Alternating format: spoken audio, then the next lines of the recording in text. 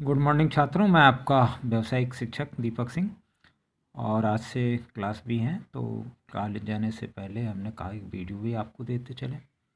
और इस समय ये चल रहा है टॉपिक सामुदायिक स्वास्थ्य सेवाएं तथा पोषण, सफाई, ये सब सारी चीज़ें चल रही हैं। तो स्वास्थ्य का अर्थ क्या है, स्वास्थ्य शिक्षा का अर्थ क्या है, इसका उद्देश्य क्या है, स्वतंत्रता से पूर्व क्या थी, बाद में कैसी हुई, WHO आया, अंतर्राष्ट्रीय संगठन, और आपका पौष्टिक आहार क्या है, कुपोषण क्या है, और संक्रामक रोग इस समय जो फैलते हैं वो कैसे हैं, तो इनके बारे में पूछता है।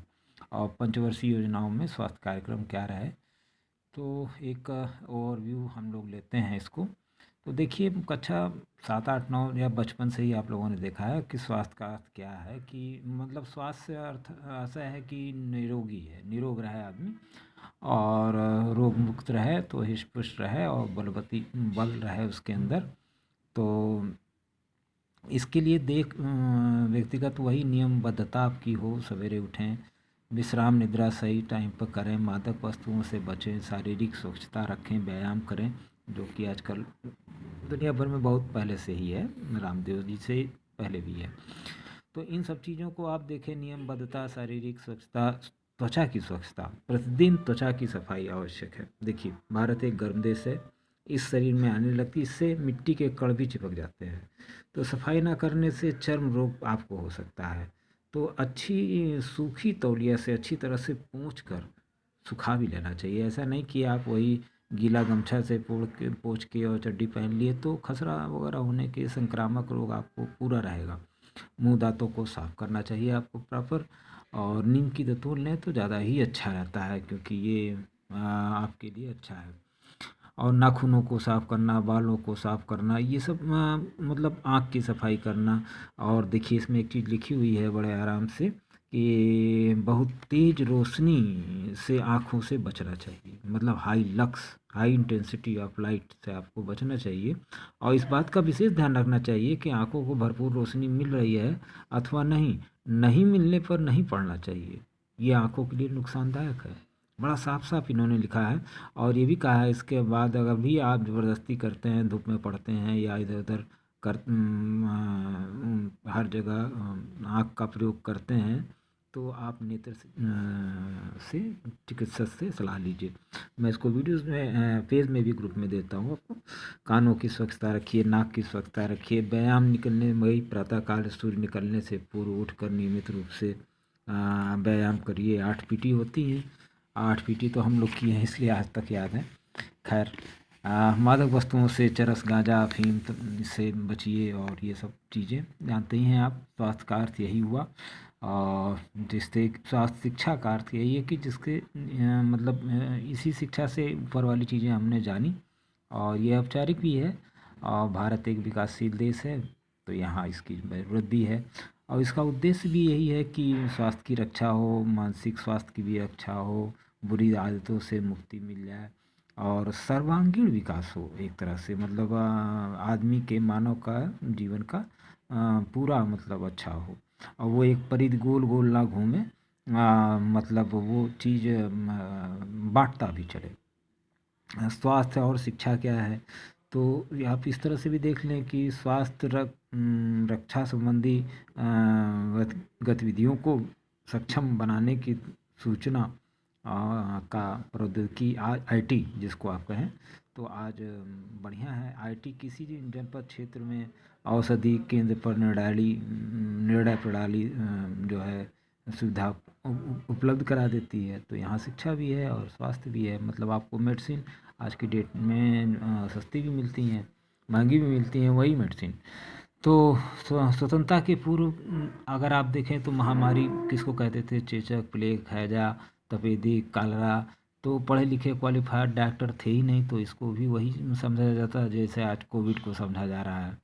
तो ये अभाव था स्वतंत्रता के पूर्व। लेकिन उसके बाद धीरे धीरे इस पर जो है हम लोगों ने खर्चा किया, और अस्पताल खोले, बिस्तर अस्पताल में लगाए, नर्स रखे, प्रतिवर्ष नए डॉक्टर बनाए और मेडिकल कॉलेज, दांतों के डॉक्टर, डिस्पेंसरी बनाई गई। और इसके साथ स्वास्थ्य मंत्रालय, कल्याण मंत्रालय बनाया गया नई दिल्ली में। और स्वास्थ्य शिक्षा का इस तरह से हम लोग इसको भयंकर बीमारियों की, तपेदिक, एड्स वगैरह की, कुष्ठ रोग की रोकथाम हुई।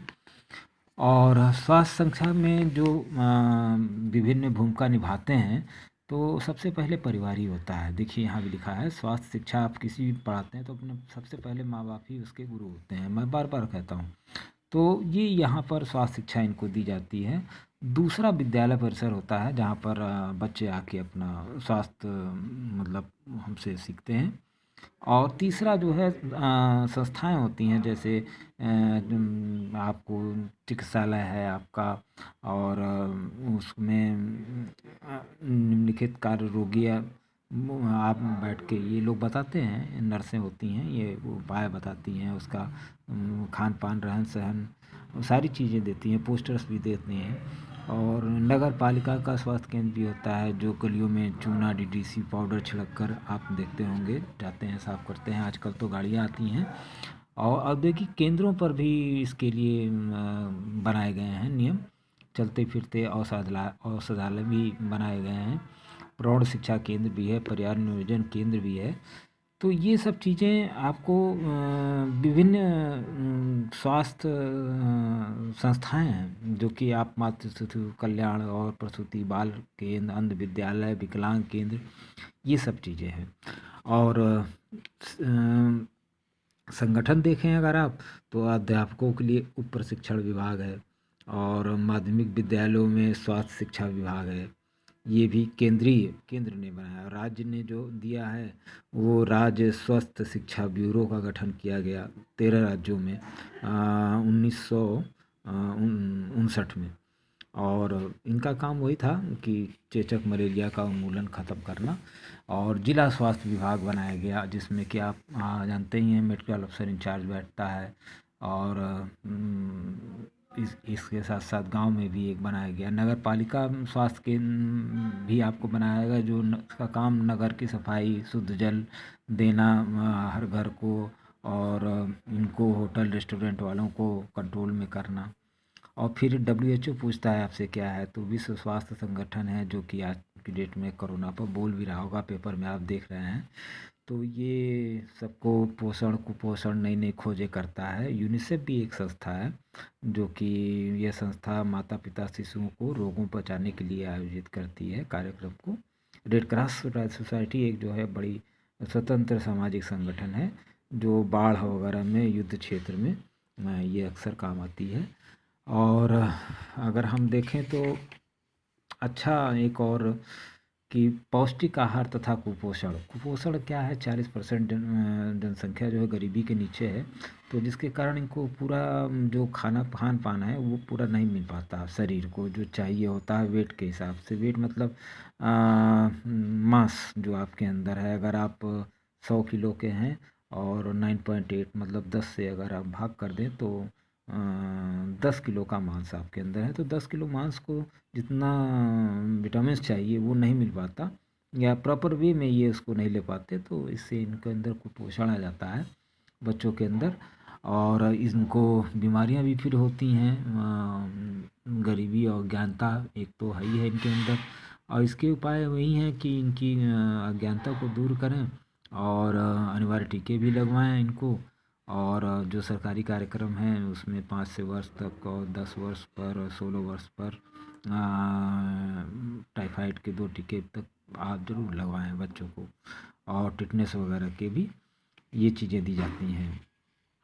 और फर्स्ट एड बॉक्स के अंदर क्या है, तो एक गोल पट्टी है, तो साथ में भी बच्चे पढ़ते हैं 6 इंच तक की तिकोनी, टिंचर, लाल दवा, और ट्यूब, और पेट दर्द की गोली, कुछ दर्द की गोली, यही सब चीज़ें हैं।